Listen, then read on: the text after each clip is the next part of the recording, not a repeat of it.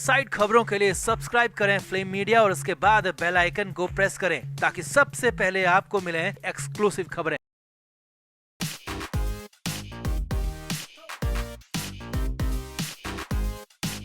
पूरे देश के साथ महाराष्ट्र में भी पहले फेज की वोटिंग हो चुकी है। महाराष्ट्र की 48 में से 5 सीटों पर वोटिंग हुई। अब वोटिंग का ट्रेंड जो रहा, वोटिंग के दिन भर जो हुआ, वोटर्स का जो रुख दिखा और सबसे बड़ी बात वोटिंग टर्नआउट जो रहा, प्रतिशत वोटिंग का जो रहा, उसने उद्धव ठाकरे उनके गठबंधन की नींद उड़ा दी है, पसीने निकाल दिए हैं। और इसी वजह से आनन फानन में उद्धव ठाकरे ने मीटिंग बुला ली और बड़ी मीटिंग में कांग्रेस नेताओं को करारा सुना भी दिया। और सवाल यहाँ तक खड़ा हो गया कि क्या वाकई में उद्धव ठाकरे ने पहले फेज के मतदान के बाद ही हार मान ली है? क्या वाकई में अपने सारे प्रत्याशी बदल देंगे? सब कुछ आपको दिखाते हैं, बताते हैं। आप भी वीडियो को शेयर करें और कमेंट बॉक्स में अपनी राय जरूर दें कि पहला फेज का चुनाव इसके पक्ष में गया। आप क्या मानते हैं? कमेंट जरूर करें।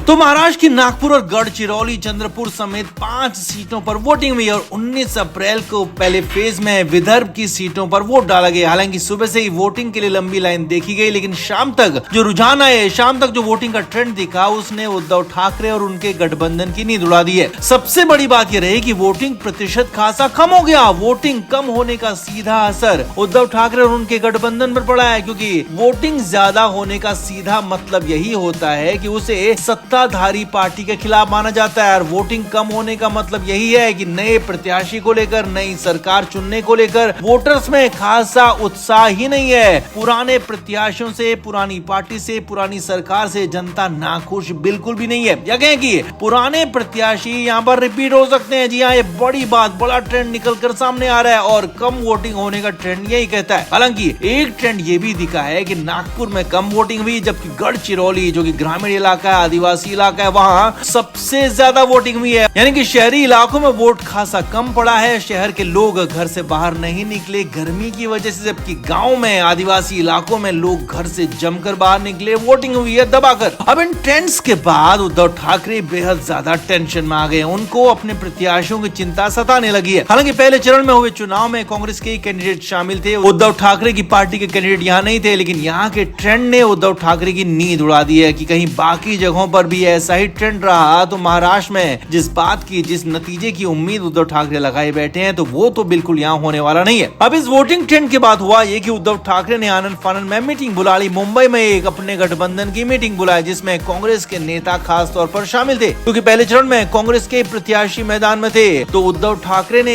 कांग्रेस नेताओं से फीडबैक लिया है, पूछा है कि आखिर ऐसा क्यों हुआ, वोटिंग कम क्यों हुई और इस वोटिंग कम होने से क्या क्या नुकसान होने वाला है और कांग्रेस को कितना बड़ा नुकसान इन 5 सीटों पर हुआ है या फिर हो सकता है। यही नहीं खबर है कि इसके बाद उद्धव ठाकरे ने अपने नेताओं के साथ भी मीटिंग की और यहाँ तक कि कुछ सीटों पर प्रत्याशी बदलने तक की भी चर्चा है। पहले चरण के ट्रेंड के बाद उद्धव ठाकरे कुछ सीटों पर अपने प्रत्याशी बदल सकते हैं और बड़ी बात है कि मुंबई की सीटों पर भी प्रत्याशी बदले जा सकते हैं। कोंकण की सीटों पर भी ऐसा हो सकता है, क्योंकि उद्धव ठाकरे पहले चरण की वोटिंग के बाद डर गए हैं, घबरा गए हैं, किसी भी हालत में जीतना चाहते हैं, लिहाजा गलती ऐसी कुछ कर सकते हैं कि अपने प्रत्याशियों को बदल सकते हैं और आखिरी मोमेंट पर प्रत्याशी बदला गया तो ये भी उनके ही खिलाफ जा सकता है। अब कहा तो यहाँ तक जा रहा है कि उद्धव ठाकरे ने पहले चरण के चुनाव के बाद ही हार मान ली और इसीलिए घबरा कर फड़फड़ाने लगे हैं। हालात खराब नजर आ रहे हैं और आगे और ज्यादा खराब हो सकते हैं। तो आपका इस पूरे मामले पर क्या कहना है? क्या वाकई में कम वोटिंग होने से उद्धव ठाकरे और उनके गठबंधन को नुकसान होने वाला है और बीजेपी गठबंधन को फायदा होने वाला है, या फिर मामला कुछ और हो सकता है? या आप इस पर क्या कहना है? आप भी कमेंट बॉक्स में अपनी राय जरूर दें, वीडियो को शेयर भी करें।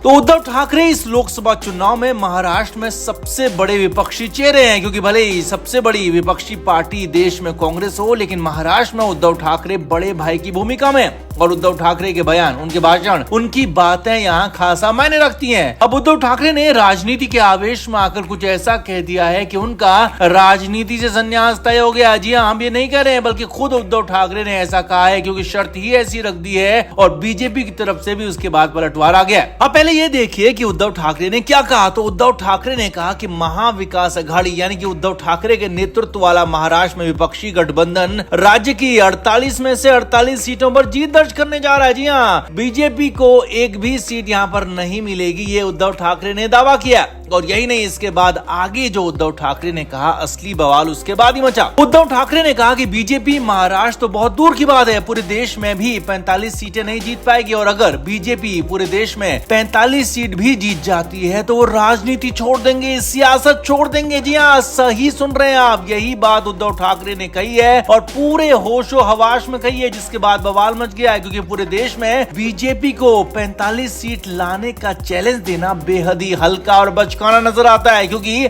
45 सीटें तो बीजेपी अकेले यूपी जैसे राज्य में ही जीत जाएंगी, या कहें कि इससे भी कहीं ज्यादा जीत सकती है। मगर भावनाओं में आकर उद्धव ठाकरे ने बड़ा ऐलान कर दिया है, कहेंगे बड़बोलेपन में बहुत कुछ बोल दिया, जो कि अब उन पर ही भारी बढ़ जाएगा। अब तुरंत ही बीजेपी की तरफ से भी इस पर पलटवार आ गया। बीजेपी नेता आशीष शेलार ने कहा कि उद्धव ठाकरे राजनीति छोड़ने के लिए तैयार रहे हैं, क्योंकि बीजेपी की 45 नहीं बल्कि इसकी 10 गुना सीटें आने वाली है, 400 पार सीटें आने वाली है। अब यहीं पर बीजेपी नेता आशीष शेलार ने एक बड़ा चैलेंज दे दिया। आशीष शेलार ने कहा कि उद्धव ठाकरे बड़ी बड़ी गप्पे मार रहे हैं, गप्पे हाँक रहे हैं, जो उनके मन में आ रहा है, मनगढ़ंत बातें वो कह रहे हैं। अब मैं उद्धव ठाकरे को चैलेंज देता हूं, महाराष्ट्र में 18 सीटें जीतकर दिखा दें। बीजेपी नेता शेलार ने कहा कि उनका बीजेपी के साथ गठबंधन पिछले चुनाव में था और इसी वजह से उद्धव ठाकरे की पार्टी राज्य में 18 सीटें जीत पाई थी। मगर इस बार उद्धव ठाकरे की पार्टी 18 सीटें जीत जाती है तो मैं राजनीति छोड़ दूंगा, और ये बात मैं पूरे भरोसे के साथ, पूरी जिम्मेदारी के साथ कह रहा हूं, उद्धव ठाकरे की तरह गप्पे नहीं मार रहा हूं। आशीष शेलार ने आगे कहा कि अगर मर्द हो तो मर्द की तरह बातें करो, और सियासत में मर्द को अपनी जुबान पर रहना चाहिए, अपनी बात पर कायम रहना चाहिए। लिहाजा अपनी बात पर उद्धव ठाकरे भी कायम रहे और अपनी बात पर मैं भी कायम रहूंगा, क्योंकि मैं मर्द हूं और अपनी बात पर पूरी तरह से कायम हूं। अगर 18 सीटें उद्धव ठाकरे की पार्टी जीत जाती है तो मैं संन्यास ले लूंगा, और अगर बीजेपी 45 से ज्यादा सीटें लाती है तो फिर उद्धव ठाकरे को संन्यास लेना होगा। तो कुल मिलाकर महाराष्ट्र की सियासत में बवाल मचा हुआ है, मर्द पर बवाल मचा हुआ है। उद्धव ठाकरे के नहले पर बीजेपी ने दहला मार दिया, और अब देखना होगा कि चुनाव के बाद किसका राजनीति से संन्यास होता है। वैसे उद्धव ठाकरे ने इतनी बड़ी बात कह दी है वो कि वो खुद पछता रहे होंगे, क्योंकि पूरे देश में तो बीजेपी की 45 सीटें बेहद आसानी से आ जाएंगी, हम सभी जानते हैं। लिहाजा 4 जून के बाद उद्धव ठाकरे अपनी बातों पर कायम रहते हैं तो उनका संन्यास होगा, हमेशा हमेशा के लिए राजनीति से दूर हो जाएंगे। तो आपको क्या लगता है, कितनी बड़ी बातें हैं और कितना इन पर भरोसा किया जाए? आप भी कमेंट बॉक्स में जरूर बताएं, वीडियो को शेयर भी करें। Flame media report.